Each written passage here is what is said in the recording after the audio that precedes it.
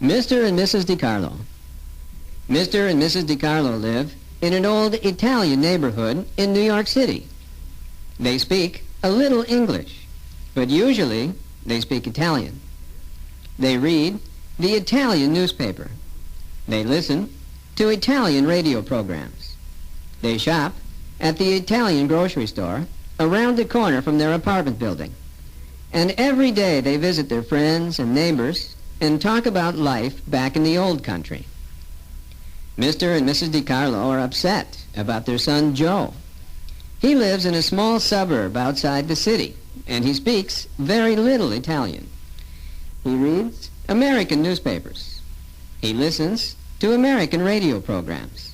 He shops at big suburban supermarkets and shopping malls. And when he visits his friends and neighbors, he speaks only English. In fact, the only time Joe speaks Italian is when he calls Mr. and Mrs. DiCarlo on the telephone, or when he visits every weekend. Mr. and Mrs. DiCarlo are sad because their son Joe speaks so little Italian. They're afraid he's forgetting his language, his culture, and his country.